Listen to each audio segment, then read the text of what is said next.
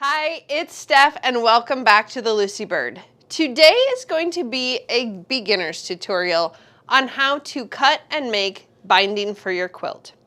When I first started quilting, I did not know how to bind a quilt. And to be honest, I found it so intimidating that I avoided it for an embarrassingly long time.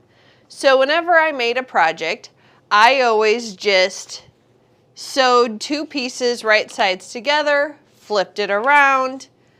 It turned out okay, something like this, but it wasn't great.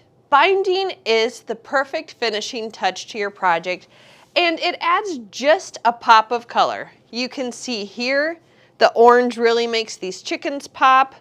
On this, the pink really brings out the little heart on the inside. And this is a scrappy piece of binding that really just pulls the whole project together. I'm going to tell you binding is not that difficult, and once you figure it out, you're going to be so glad you did. So for today's tutorial, we're going to talk about how you cut your binding and then bring the pieces together to form one long continuous piece. First, let's talk about what type of fabric makes for the best binding. You want to choose something that has a smaller scale pattern. So for this, scale does matter. For instance, on this piece, it would not be the optimum piece of binding just because by the time you get this cut into 2.5-inch strips, you're going to lose what this is. You're never going to see that these are hot air balloons. Now, if it's the perfect color, sure, that might work, but you're really looking for a piece of fabric that is solid or has a really small scale of print to it. I'm going to show you on this piece of fabric here that just has some nice dots in red and teal, and so this would be perfect for any project where those are the colors you want to pull out in the end. So I'm going to get these out of the way here. I have for this project, I have a piece of yardage, my cutting mat, I have my 6.5-inch by, let's see, this is 24.5 inches. This is one of my favorite go-to rulers. This is perfect for cutting into yardage, and I love that it does have the 1/2-inch mark on it. So I always cut my binding at 2.5 inches. Some people like it a little bit smaller, but I find that this is really a great width for me for wrapping it around, and then I do like to tack my binding down by machine. A lot of people like to do it by hand. I don't got time for that. So let's start by getting it cut. When you lay out your yardage, you want the folded side towards you, and you know that the folded side is going to be a nice even edge, and that means your bias is going to be up here on top. For now, I'm just going to leave the bias on. We eventually want to get it off of there, but you can leave it there for now. And I'm going to take my ruler. Like I said, I want 2.5 inches. So I always start by squaring up my piece of fabric. And you can do that one of two ways. One, you can just trim off a little bit of this by keeping your fabric to the right, ruler to your left, and just get this to a nice square edge. Or if you're doing 2.5 inches, you could move it over so that you can see the 2.5-inch mark and get that trimmed up. I guess for this one, let's just trim this up straight. So get it evened up on the bottom. Firm pressure on your ruler. Firm pressure on your rotary cutter. Pull that away. Now you know this is junk. Now you know you're working with a straight edge here and here. So for whatever measurement you want, you would line your measurement up on this left edge. I want 2.5 inches. I make sure I have a line that's touching down here. And we're going to cut that up, pull that away. Again, lining up 2.5 inches on the left, some straight line here on the bottom. It doesn't necessarily have to be any mark in particular. Up and away. I'm going to do one more, and then I'm going to show you how you can combine these to make one long piece. Okay.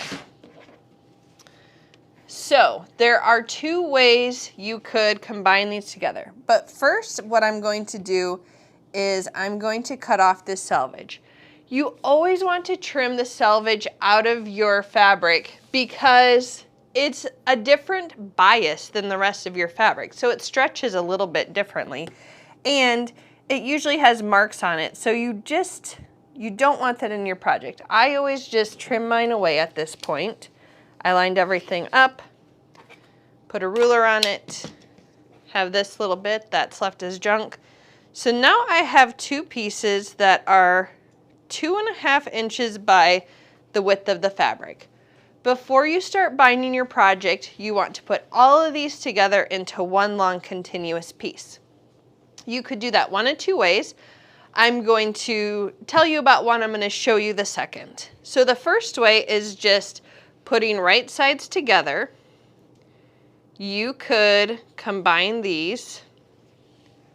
So 1/4 inch down, and then that way when you opened it up, you have one long piece. That'll work fine.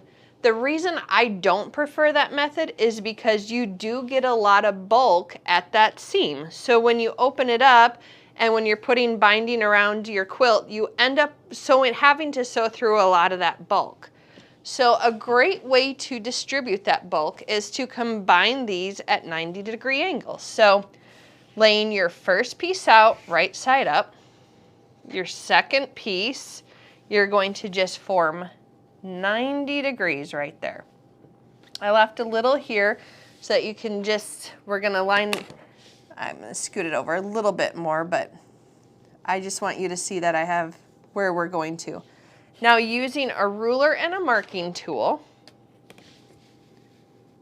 you're going to find this ruler here has a nice 45-degree marking on it. So I'm lining the 45 degrees up, and I'm using a pen so that it's a little bit easier to see. And I'm gonna draw a line there. Now you're gonna go to your sewing machine and sew on that line. And that way, when you're done, you're gonna trim away this excess, but when you fold it back and press it, you have your one long continuous piece, but see how it distributed the bulk so that when you press and form your binding later, not all of that bulk is in the same place. So let's go ahead and do that. Okay, so I'm over here at my machine and I drew that line over there. This is maybe a better angle to see it, and I'm just gonna give it a little pin right through there. So I'm lined up at 90 degrees. I put a darker color thread into my machine so you can see this. But what I'm going to do is stitch on that line.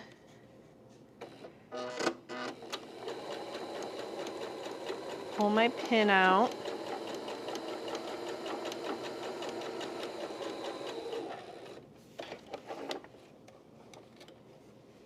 So you can see here, I'm going to trim this 1/4 inch away. We want that bulk out of there. And I'm going to press this open, and now we have one long great piece of binding. So you could do this, or you would have to do this, however many times you needed to get binding to go all the way around your quilt. Of course, measurement-wise, you're going to measure your quilt, and then in the end, I like to add a generous amount. And now you have one long piece of binding. The way you finish your binding is you're going to go to your ironing board and you're going to fold it in half, matching up the raw edges. Give that a nice press, and then you'll be ready to attach it to any project. Of course, the number of strips that you need depends on the size of your project. The easiest way to calculate that is to measure one side of your project, double that, then measure the second side of your project, double that. So basically you're adding up the whole perimeter of your project. That's how much you're going to need in binding to get around, but you need to add at least a foot to that so that when you get to the end and you're combining the pieces, making it one long strip, you're gonna want some tails to work with on it. So I hope this helps you to cut your own binding. I look forward to seeing what you do with it. If you make a project and this tutorial helped you, tag me on Instagram, find me on Facebook, comment here on YouTube. Looking forward to seeing you here back next week.